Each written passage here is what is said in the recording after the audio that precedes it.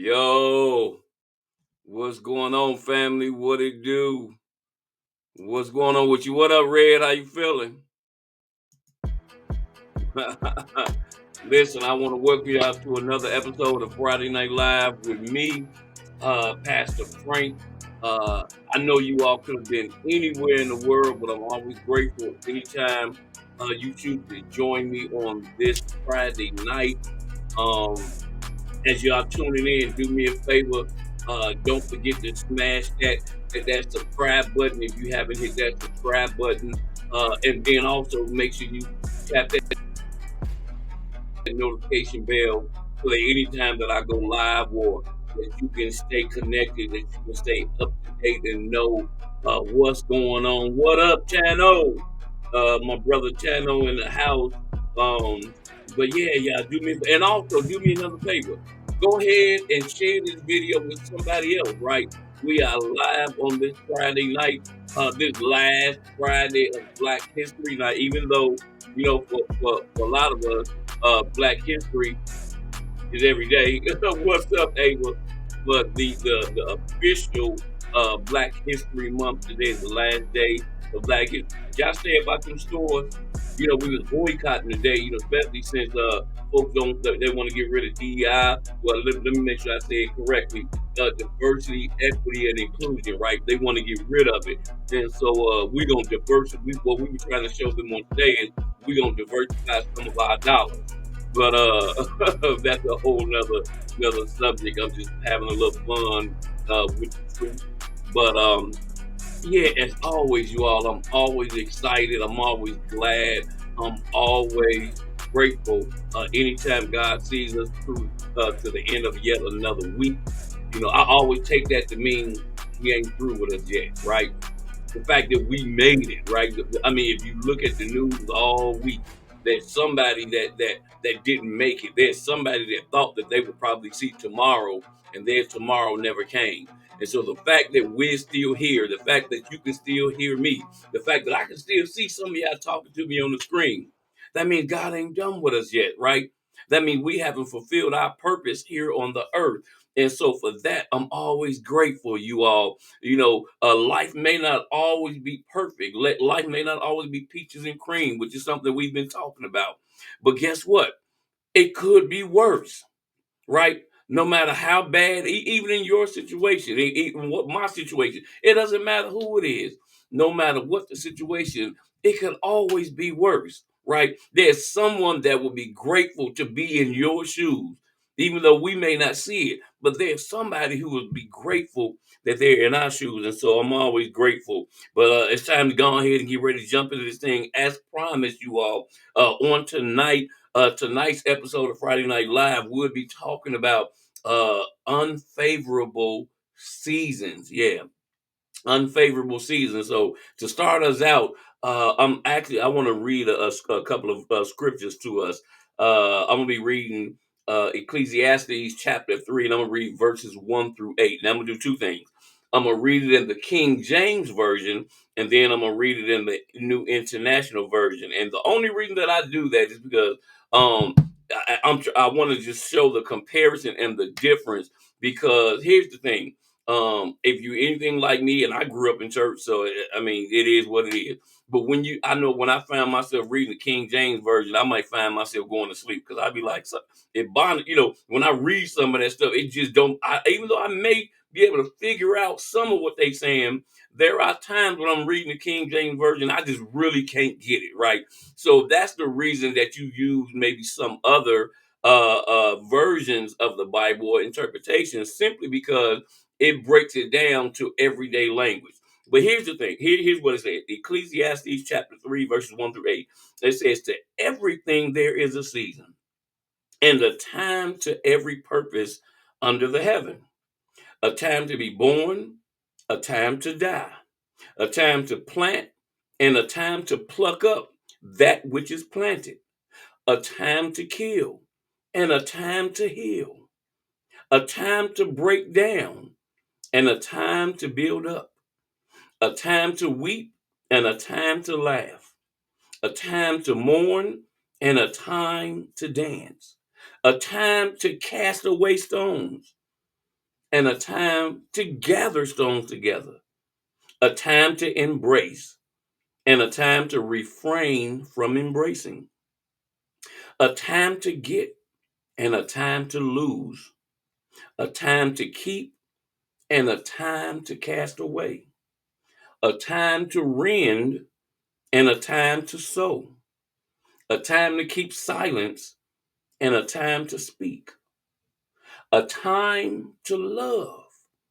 and a time to hate, a time of war, and a time of peace. Now, let me read. I'm gonna read that very same thing, but I'm gonna read it in the New International Version. You'll notice the difference. There's a time for everything, and a season for every activity under the heavens. A time to be born, and a time to die. A time to plant, and a time to uproot. A time to kill, and a time to heal. A time to tear down. Well, you just threw me off. A time to tear down and a time to build. A time to weep and a time to laugh. A time to mourn and a time to dance. A time to scatter stones and a time to gather them. A time to embrace and a time to refrain from embracing. A time to search and a time to give up. A time to keep and a time to throw away. A time to tear and a time to mend, a time to be silent and a time to speak, a time to love and a time to hate, a time of war and a time of peace. What's up, Nidra? That was Ecclesiastes chapter 3, and we read verses 1 through 8 for those of you who may want to take notes and go back and look at some things later. But here's the thing, you all. Last episode, we were talking about the importance of embracing all aspects of our journey, right? We talked about because God uses all of our experience, both the good and the bad, to help us grow into the person that He actually created us to be. And so tonight's episode, you all, we're going to continue that conversation and expand a little bit because here's the thing. While God does promise that all things will work together for our good, we also need to be aware that God's promise still does not exclude us. Hear me well. God does promise that all things will work together for our good. But we need to understand that that promise does not exclude us from experiencing unfavorable seasons. As a matter of fact, that's why I started with that particular scripture or those particular verses because I felt like it was a good reminder for all of us, especially as we're on this journey to rebuilding our lives, right? As we're on this journey of dreaming unfiltered so that we can experience better days more consistently. But we need to be aware and we need to remember that as long as you and I are living, as long as we're breathing, we all are going to experience different seasons in life. And watch this. And while no season will last always, unfortunately, the truth is we never really know how long any given season is actually going to last. And as I was writing down my notes and things for this episode, you all, I thought it was kind of ironic because when you think about it, that's the complete opposite of what we're used to as human beings, right? Literally. You know, when we look at our everyday lives, our daily lives, what are we used to? Especially depending on where you live at. We can almost predict what the weather is going to be based on our experience. If you lived in Chicago all your life or the majority of your life, now there's a couple of things you know. We have winter, summer, spring, and fall, right? We experience all four seasons. Now, the reality is, what we come to learn is sometimes you can experience all four seasons in 1 week, right? Now, it's not meant to be that way, right? With climate change and all this other kind of stuff, but y'all get my point. The point is, we are aware of the different seasons that we're going to experience because of where we live. And it's the same for if someone who lives someplace else, right? People who live in Florida. I have family that lives in Florida. And when they come to Chicago and the weather be like 60 degrees, they be like, oh my God, it's freezing. I'll be like 60 degrees. Man, it's nice outside, right? But that's because where they live at, 60 degrees is probably like the coldest that they'll experience. They're freezing to the point that not only do they dress different, but their body adjusts to the climate as to where they are. But how are they able? Why do they dress different, right? Why do we dress different based on where we live at? Because our experience has shown us or taught us that when winter time comes, you need to have some different types of boots, right? You can't just have just little cute boots all the time. You need something that's waterproof. You need sometimes you may need some boots that's gonna come up to a little bit past your ankles, right? Because when we're in Chicago, sometimes we can get that deep snow. They call it the Windy City for a reason, right? Depending on where you are, when that wind get to blowing, right? When that hawk, sometimes that hawk will cut you. But here's the thing: we experience all different seasons, and because of our experience with those seasons, we can prepare. As a matter of fact, that's why the weathermen have a job, right? They came up with technology and equipment to help us, right, to predict what the weather or to give a forecast, right? They're foretelling what the weather is supposed to be based on technology. Hmm. But here's the thing, you all. Just like those four seasons, winter, summer, spring, and fall, as I stated, we all will experience various seasons throughout our entire life. And every season will bring with it a different experience for different people. And that right there, you all, is the main reason for tonight's conversation. Because here's the thing: if we're not careful, we can easily find ourselves comparing our season to someone else's. If I'm not careful, I can find myself comparing where I'm at in my season to the season that Brother Reggie is in, or to the season that Brother Tano is in, or Ava is in, right? And that right there is where the danger comes in. Because here's the thing: comparison is actually the thief of joy. What do I mean? See, here's the thing: when we begin to compare our experiences, when we begin to compare our journey to someone else's, comparison does one of two things. It's either going to feed into our pride or it's going to feed into our discontentment, both of which ends up stealing the joy that we should be having from our own unique journey. Now, let me be clear though. I'm not saying that it's anything wrong with us looking at someone else's lifestyle and admiring, right? Admiring what they have accomplished, admiring what they have achieved, admiring what they have going on. That's a natural, normal human thing. But we should be using that, watch this, as inspiration or motivation. But the danger comes when what we see that should be inspiration or motivation, it begins to cause us to feel discouraged. What will make us feel discouraged? Because what we're doing is we're comparing where we are to where they are. But I heard another preacher say it like this. The problem with that is we don't know what it took for them to get where they are. We don't know what it cost them. Because let me guarantee, I guarantee you, anytime someone achieves something, anytime we accomplish something, it's going to cost. It's going to be some kind of sacrifice, right? And the thing is, we see the finished product, but we don't know what it cost them. We don't know if it cost them lonely nights. We don't know if it cost them having to not be able to have it go out and have fun with their friends and all kinds of. We don't know what it cost them.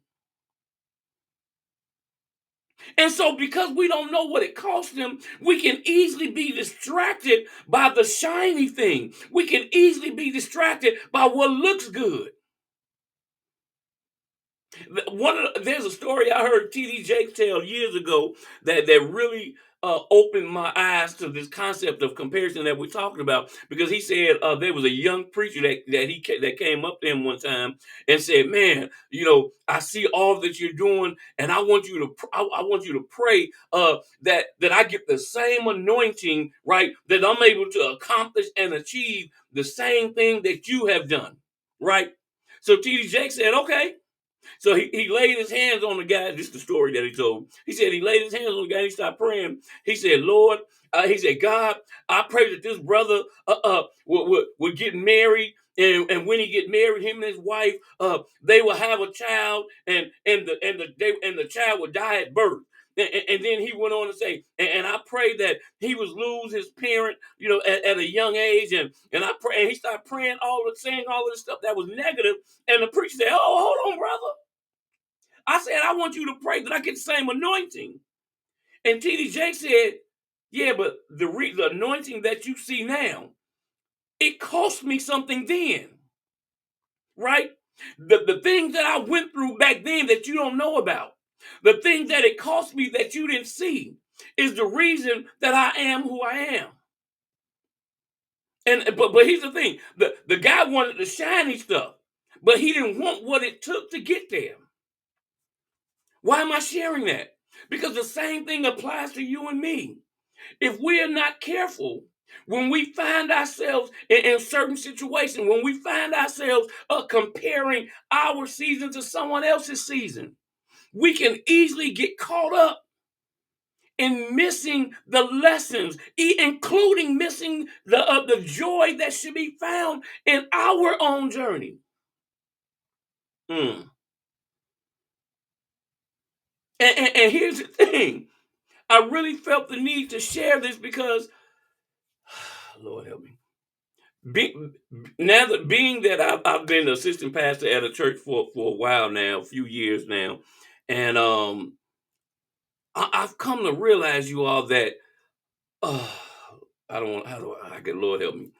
There's a lot of things that we as church folks, or those who claim to be Christians, that we have grabbed hold of. Now there's some things that are biblical, and there's some things that are right according to God's standard. But then there's something that's just religious and churchy for no reason. I'm just being honest, right? Like, does the Bible tell us to speak things that are not what they already are, right? To speak things into existence, yes, right. But that doesn't mean that applies to everything, right? There's an era and a time for those things, right? But you can't apply the blab it and grab it and the name it and claim it to everything. I'm just being honest. And as I'm going down this lane, we always talk, we sing these songs about, yes, in the very end, right? We are declared to have the victory, right? But guess what? We sing these songs, it's my winning season. Well, you might have some winning seasons. As a matter of fact, you will have some winning seasons. But every season won't be a winning season. And that's the part that I feel like churches have missed out on, making sure people understand every season is not going to be a winning season. I was just having a conversation with someone earlier in the week, and I gave an example because they were saying, "How do you know and how can you tell certain things?" I don't want to put their business out there, but pretty much I gave the example of a basketball game, right? And I said, if you have two opponents, right, and both teams, watch this, both teams are God fearing teams. Both, let's say, both of them are Christian teams, meaning both of them have God on their side. How do you, how only one person can win the game? So how do we know who's going to be the winner? Is it because God likes them more? Right, right. I mean, you get my point. If God is with them and God is with them, but there can only be one winner. That means somebody's gonna have to lose. But that's something that we don't talk about in church.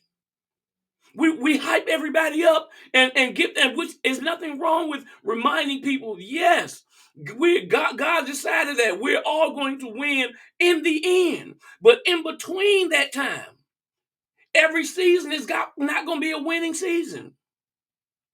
Some of us are going to have some seasons where it just seems like nothing is going right. Right? You know, some of us, we get so hyped up, you know, we start singing like DJ Khaled. All I do is win, win, win, no matter what. You ain't gonna always win. No matter what. You're not going to always win. That includes me. If I told you all my entire story, every season of my life has not been a winning season. But here's the thing. What I've come to realize is, yes, although it wasn't a winning season or it didn't feel like a winning season, later on the back end, I was able to go back and reflect and realize, but God's hand was still at work even when I didn't see it. Even when I took some losses, technically it might have been a win. But you couldn't have told me that at the time. But what I also can say is that loss taught me a lesson that helped me to be who I am today. But it's up to us, you all, to remember that no matter who you are, no matter who you know, I'm being honest, every season ain't gonna be a winning season. Because just as we all have have winning seasons, we all are going to have unfavorable seasons. As I stated, some those seasons where it just feels like nothing is going right. But here's the thing. Even when it feels like nothing is going right, here's what I come to find out is that thankfully we can trust God at his word. Because even though scriptures like Ecclesiastes chapter 3 verses 1 through 8, they tell us that there's going to be all different types of seasons. But the Bible also gives us scriptures like Romans 8:28, which I've been repeating and saying it for a reason intentionally. That all things hear me when I say this. All things work together for good. It does not mean, and it did not say, everything would be good. Romans 8:28 is reminding us that God is going to work everything that we see, both the good, the bad. He's going to work it for our good. But it goes on and it says, to them that love him, and to them who are the called according to his purpose. Meaning, those of us who are called by God, those of us who love God, and those of us who are living and operating according to his purpose. He promises to work both the good and the bad for our good. So even when we face those unfavorable seasons, even when we got to take a L, We don't have to be discouraged because our season looks different than somebody else's. Because God is still working it, even when we don't see it, even when we don't feel it. So here's the thing. As we continue this journey to dreaming unfiltered, I wanted us to know, you all, and to remember that our lives are made up of different seasons. And yes, that some of them would be unfavorable. But we can rest assured that when those unfavorable seasons come, and no matter how long those unfavorable seasons take, one thing that I know for sure, and I want you to know too, it won't last always. As a matter of fact, those of y'all who know how to cook, like old school folks, I forgot who I was talking to earlier in the week, and they were talking about how they cooked was it roast beef or something, and they were saying, but they didn't just cook it, just on the stove. They put it in a slow cooker. Right, you see, some of y'all know what it is when you put that meat in a slow cook and you put all your seasoning and all the other stuff in there. And she, I remember her telling me that she was like, man, it was so good. The meat was falling off the bone because I put it in that slow cooker and let it marinate and just let it cook slowly on low to the point that it was so tender and juicy, the meat was just falling off the bones. For some of us, I know we don't see it that way often, but for some of us, our lives is the same way. For some of us, God has to put us in a slow cooker. Right, why? Because he wants to make sure that when we're finally done, yeah, I know what I'm saying. The meat is falling off the bones. But it's up to us, you all, to remind us when those moments come, and they will come. Remember that God has promised not that everything will be good. I hear me well. He never said everything would be good. Even as we're continuing on this journey of rebuilding, even as we continue on this journey of dreaming unfiltered, it's not going to always be good. It's not going to always feel good. But God is always going to be working it for our good. Because in case you didn't know, God is the one who actually orchestrates and plans our seasons, which means he plans and orchestrates our seasons based on what he's trying to do with us. What I was telling someone early in the week when they were asking me, because the question was, has God ever, the question I was asked was, have you ever been angry with God or has God ever made you mad? And I said, well, I've never been angry with God or he's never necessarily made me mad per se, but there have been several moments when I was disappointed. But I then shared with the person that, but that was years ago because now, present day, when I look back, what I realized is I had false or fake expectations. What do I mean? The reason that I was disappointed was because God did not do what I thought he was going to do, the way that I thought he was going to do it, when I thought he was going to do it. And I explained to her that what I later realized was God was there the whole time, but God was using that disappointment to try to help me to realize your priorities are in the wrong place. Because you're focused on what you want to do. You're focused on what you want. But what I'm trying to get you to do is to get to the place where you're focused on what I want you to do and what I want you to want. And I'm going to be honest, it took me years to get to that place when I finally realized that the reason he didn't give me what I wanted was because he knew what was best for me. And had he gave me everything that I wanted, had he allowed me to keep everything that I thought I wanted to keep, I know for a fact my life wouldn't be where it is now. it would probably be 10 times to 20 times worse. And so when I tell y'all that I'm grateful because I realized that some of those natural looking L's that I took was actually a win. But I didn't know that it was a win. It was an L at the moment.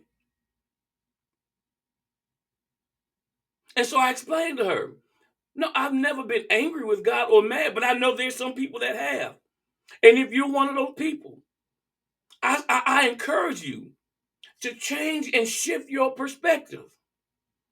Because I know you may feel like God didn't do what you wanted him to do when you wanted him to do. But the reality is God is God. And who are we to tell him how to do what he does? We exist because of him. God is not a genie in a bottle where you rub the bottle and say, God, give me, give me, give me. It doesn't work that way. We're here to please him. Our purpose is really through him. My pastor has this saying that I adopted. God, help me to want what you want me to want. The first time I heard him say it, I was like, it sounds cool, it sounds catchy. But once I finally realized what he was actually saying, I'm like, that makes a lot of sense. So a lot of times, yes, I do ask God for things when I pray. But my ultimate prayer is, God, cleanse my heart. Help me to want. Help me to desire the things that you want me to desire. Help me to want the things that you want me to want. Why? Because I know that you know what's best for me, and I don't. So I come to realize that even when those unfavorable seasons come, that's just God using whatever current situation or circumstances to try to help me to see what he's trying to show me. Maybe I need to shift my priorities. Maybe I need to shift my perspective. Maybe I need to shift my desires. But at the end of the day, or let me say it another way, because at the end of the day, God already promised, I'm going to work everything for your good, but you just got to trust me. And the same thing he told me, it applies to you. He's going to work it for your good. You just got to trust him. Well, listen, that's all I got for y'all on tonight.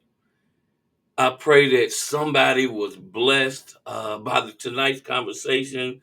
And as always, I look forward to seeing y'all next Friday Night Live as we'll be kicking off about a 4-week series called Love Talks. I know that February was also for some Love Month, and we celebrated Valentine's Day, but God put it on my heart to forget about the clock, forget about the calendar.